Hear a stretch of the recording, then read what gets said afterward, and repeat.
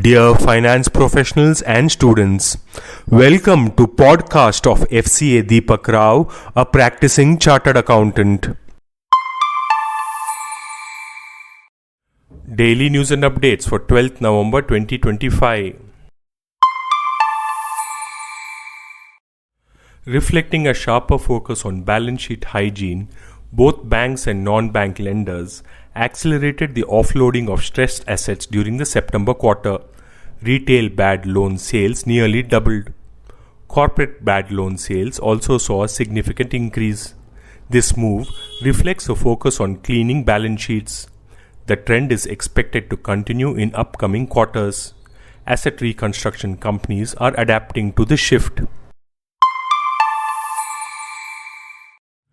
Commercial banks are planning to request the Reserve Bank of India or RBI to lower the provisioning requirement for Stage 2 loans as proposed in the draft Expected Credit Loss or ECL framework for loan loss provisioning released last month. For Stage 2 loans, most of which fall under the Special Mentions Account 1 or 2 or SMA 1 or SMA 2 in the current incurred loss regime, the RBI has set a floor or minimum requirement of 5% provision in the ECL regime. Banks generally make 0.4% provisions for such loans now. The central government has approved the reappointment of Justice Retired Ashok Bhushan as the chairperson of the National Company Law Appellate Tribunal or NCLAT. He will continue to serve in this role from the date he assumes charge of the post. Justice Ashok Bhushan is a former judge of the Supreme Court of India and has previously served as the chairperson of NCLAT. His reappointment ensures continuity in the functioning of the Appellate Tribunal, which handles appeals arising from orders of the National Company Law Tribunal, IBC matters, and other corporate law disputes. Belgium, a hub for several Indian diamond merchants and the residents of the fugitive Mehul Choksi, will share all old information with India on criminal tax matters.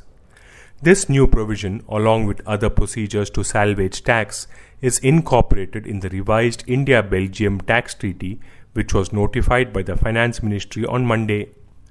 Under the amended treaty, Belgium would share data pertaining to even those issues that date back to the period before the agreement between the two countries came into force. Bikaji Foods International Limited is set to invest $5 lakh in its US subsidiary, Bikaji Foods International USA Corp. The company's board has approved this additional investment. Furthermore, Bikaji Foods will execute a Rs 4 crore loan agreement with Patent Food Processors Private Limited. The acquisition of equity shares will make Patent Food Processors a wholly owned subsidiary.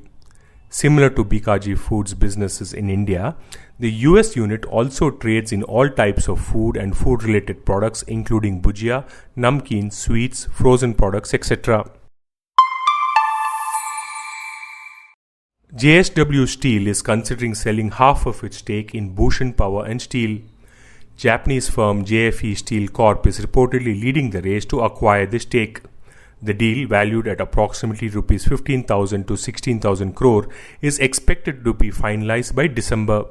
This move follows the Supreme Court's clearance of Bhushan Power's resolution plan. This podcast is sponsored by Sound of CA. We share because we care. Vande Mataram, Jai Hind.